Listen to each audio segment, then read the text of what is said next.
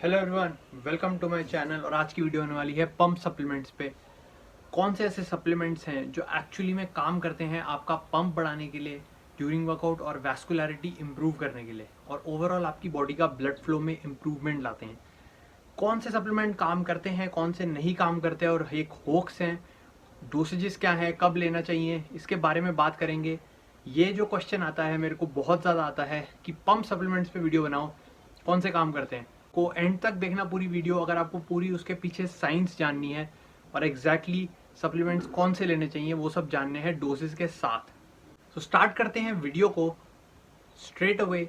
दो कैटेगरी में डिवाइड करेंगे सप्लीमेंट्स को, एक जो एक्चुअली में काम करते हैं which are useful and research backed supplements, और जो काम नहीं करते जिन पे साइंटिफिक स्टडीज जो हैं उन्होंने प्रूव किया है कि they do not work that well और they do not work at all.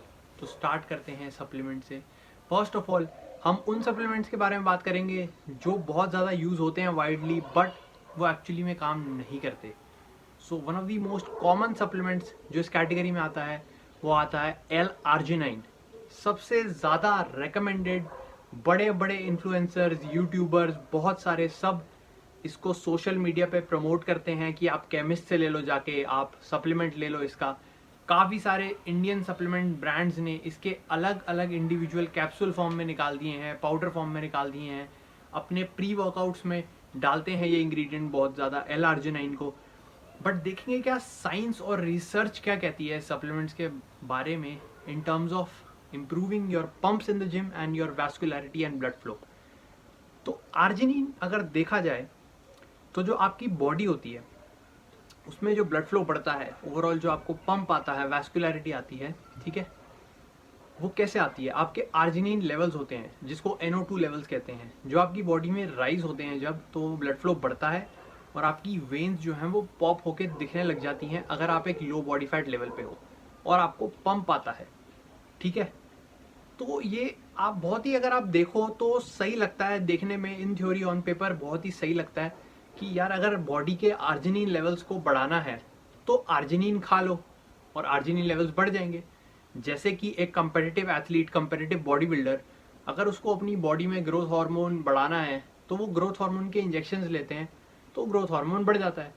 तो सिंपल लगता है कि यार आर्जिनिन का भी वही फंडा होगा, आर्जिनिन खा लेंगे तो आर्जिनिन बढ़ जाएगा लेवल बॉडी में। बट ऐसा नहीं होता। जब आप आर्जिनिन ओरली इंजेस्ट करते हो, चाहे पाउडर फॉर्म में हो चाहे पिल फॉर्म में हो, तो आपकी बॉडी जो है, आपकी इंटेस्टाइन्स जो होती हैं वो डाइजेशन की प्रोसेस में उसको ब्रेक डाउन कर देती हैं और वो आपकी ब्लड स्ट्रीम में पहुंचता ही नहीं है। तो जब वो सप्लीमेंट, वो इंग्रेडिएंट आपकी ब्लड स्ट्रीम में जा ही नहीं रहा, वो पहले ही ब्रेक डाउन हो रहा है आपके इंटेस्टाइन ट्रैक्ट में, तो वो यूज ही नहीं होगा और उसका कोई इफेक्ट नहीं होने वाला। साइंटिफिक स्टडीज, रिसर्चेज में देखा गया है कि अगर आप 10 ग्राम तक की डोसेज भी लेते हो तब भी कोई इफेक्ट नहीं है, बिकॉज वो ब्रेक डाउन हो जाता है। तो प्री वर्कआउट आप देखोगे तो इनमें तो 2-3 ग्राम ही होता है। जब 10 ग्राम की डोज पे कोई इफेक्ट नहीं देखा गया तो 2 ग्राम से तो वैसे ही कुछ नहीं होने वाला। तो ये एक एब्सोल्युटली बोगस इंग्रेडिएंट है।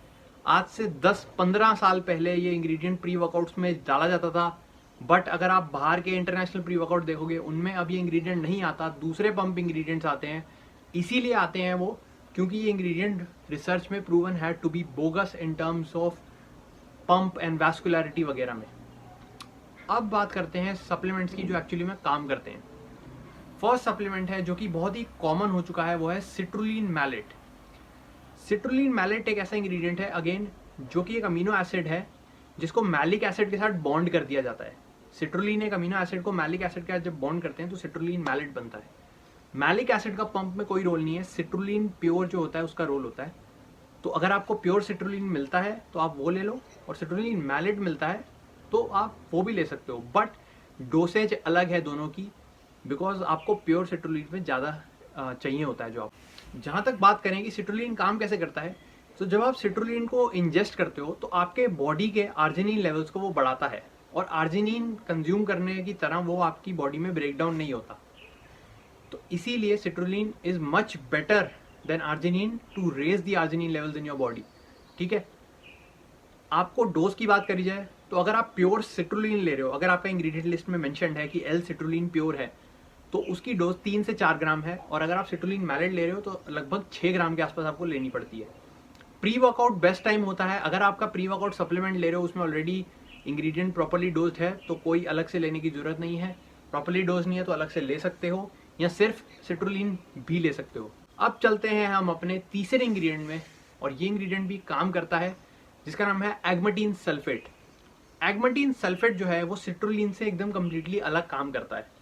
ये आपके बॉडी के आर्जिनिन लेवल्स को बढ़ाता नहीं है, बट जो आपके बॉडी के आर्जिनिन लेवल्स वर्कआउट के बाद ब्रेक डाउन होने लग जाते हैं। फॉर एग्जांपल आप कभी भी नोटिस करना, आप एक्सरसाइज करते हो तो आपका जो पंप होता है वो लॉन्ग लास्टिंग नहीं होता। आपने एक सेट मारा, बहुत तगड़ा पंप आया, बट वो पंप डाई डाउन होने लग जाता है। वो इसीलिए होता है क्योंकि आपकी बॉडी जो होती है वो वेसल्स को कंस्ट्रिक्ट करती है और होल्ड करती है पंप को कि वो कम हो जाए, तो आर्जिनिन लेवल्स को ब्रेक डाउन करने लग जाती है। एगमेटीन आपको हेल्प करेगा कि आपके pumps prolong period of time तक रहें, ड्यूरिंग द वर्कआउट पूरे टाइम रहें, तो इसीलिए वो आर्जिनिन का ब्रेकडाउन रोकते हैं। तभी सिट्रुलिन मैलेट और एगमेटीन को साथ में लेके, अगर आप साथ में लेते हो कंबाइन करके, तो वो एक दूसरे के साथ सिनर्जी फॉर्म करते हैं। एक आर्जिनिन लेवल बढ़ा रहा है और एक जो आपकी बॉडी के आर्जिनिन लेवल्स हैं उनको ब्रेक डाउन होने से रोक रहा है। तो एगमेटीन सल्फेट की जो रिकमेंडेड डोज है वो लगभग 750 मिलीग्राम से लेके 1 ग्राम तक है, तो ज़्यादा आपको डोज नहीं लेनी पड़ती इसकी। और इसको भी प्री वर्कआउट लो, और हो सके तो सिट्रुलिन के साथ कंबाइन करके लो। अब बात करते हैं एक और सप्लीमेंट की जिसके बारे में हो सकता है आपको ना पता हो, बिकॉज इंडियन प्री वर्कआउट्स में मुझे नहीं लगता ये सप्लीमेंट डाला गया है। उसका नाम है ग्लिसरॉल। ग्लिसरॉल अलग अलग फॉर्म्स में आता है। ग्लिसरॉल मोनोस्टेरॉइड भी एक फॉर्म आती है, और एक आता है हाइड्रोमैक्स ब्रांडेड ग्लिसरॉल। तो हाइड्रोमैक्स वाला जो ग्लिसरॉल है वो ब्रांडेड है और पैटेंटेड फॉर्म ऑफ ग्लिसरॉल है, जिसमें कि एक्चुअल ग्लिसरॉल की जो अमाउंट होती है वो ज़्यादा होती है। फॉर एग्जाम्पल जो एक्टिव इंग्रेडिएंट होता है ग्लिसरॉल में वो सिर्फ 15% होता है एक ग्लिसरॉल मोनोस्टेरॉइड सप्लीमेंट में।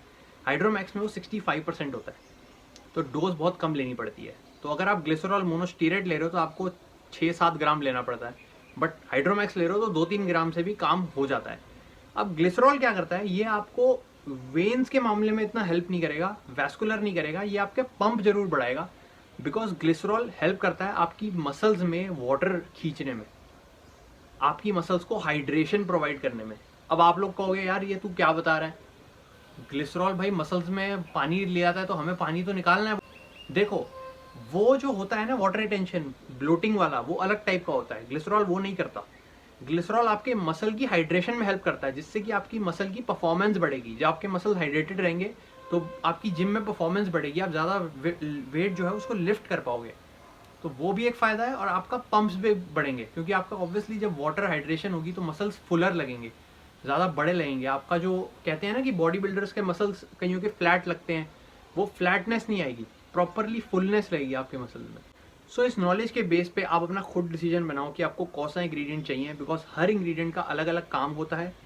बाकी definitely vascularity person to person differ कर सकती है, बिकॉज जेनेटिक्स भी एक रोल प्ले करते हैं इसमें, आपका बॉडी फैट भी एक रोल प्ले करता है इसमें। तो हो सकता है कि आप लोग सेम सप्लीमेंट ले रहे हो बट वैस्कुलैरिटी डिफरेंट हो, तो वो जेनेटिक्स की वजह से हो सकती है, या फिर हो सकता है कि वो जो बंदा दूसरा है वो ज़्यादा लीन है आपसे। ठीक है, तो होप ये साइंटिफिक वीडियो आपको हेल्प करी होगी एक डिसीजन मेकिंग में कि कौन से इंग्रेडिएंट एक्चुअल में काम करते हैं। So thank you for watching this video. See you next time. और भी अच्छी वीडियो लेके आएंगे ऐसे साइंटिफिक वाली और प्रोडक्ट रिव्यूज भी। Keep watching my channel. See you next time. लाते हैं आपकी पंप, लाते हैं आपको ड्यूरिंग वर्कआउट, कौन से ऐसे सप्लीमेंट्स हैं, कौन से सप्लीमेंट काम करते हैं, कौन से काम नहीं करते, और तेरी माँ की चूत।